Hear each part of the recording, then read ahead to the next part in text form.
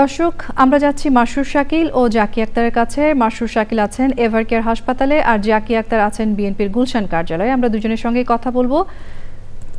BNP chairperson ও সাবেক প্রধানমন্ত্রী বেগম খালেদা জিয়ার মরদেহ এভারকেয়ারের হাসপাতালে রাখা হয়েছে। আমরা প্রথমে জানতে চাচ্ছি শাকিলের কাছে। শাকিল, এভারকেয়ার হাসপাতালের সামনে এই মুহূর্তে কেমন পরিস্থিতি আপনি লক্ষ্য করছেন?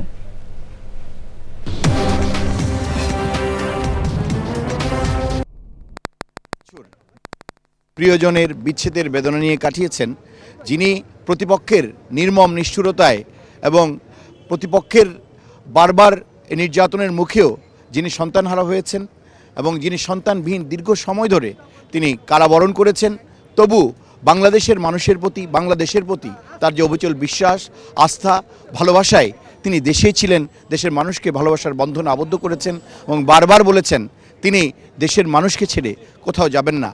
তার এই চলে যাওয়া নিশ্চয়ই একটি অপূরণীয় ক্ষতি এবং সেই চলে যাওয়াকে যে নেতাকর্মীদেরকে তিনি ভালোবেসেছেন, সেই নেতাকর্মীরা এভারকেয়ার হাসপাতালে তারা জানেন তাদের প্রিয় নেত্রী আর কখনো ফিরবেন না।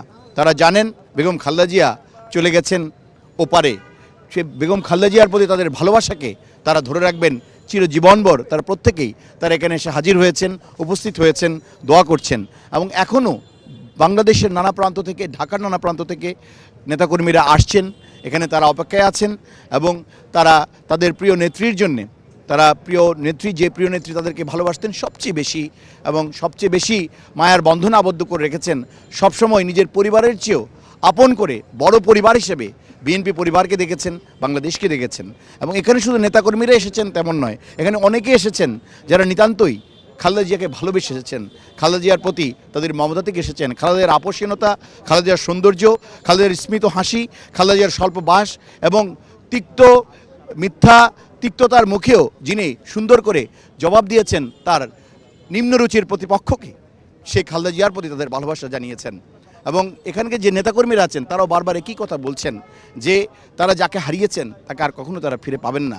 তারা সেটি জানেন, তারা তার জন্য দোয়া করছেন, তারা আশা করেন তাদের যে তিনি যেখানে গিয়েছেন সেখানে তিনি ভালো থাকবেন, সেখানে যেভাবে তিনি বাংলাদেশের জন্যে জীবিত অবস্থায় বাংলাদেশকে ভালোবেসেছেন, তিনি সবসময় মহান প্রভুর কাছে সেই প্রতিদানটুকু পাবেন এবং তারা সেই জন্য দোয়া করার জন্যেই তারা এখানে হাজির হয়েছেন এবং সুশৃঙ্খলভাবে তারা এখানে সে অপেক্ষাটুকু করছেন। কালকে পর্যন্ত তারা এই অপেক্ষাটুকু করবেন। বিভিন্ন স্তরের নেতাকর্মীরা পরবর্তীতে জানাজা হবে এবং তাকে শেষ বিদায় জানাবেন নেতাকর্মীরা।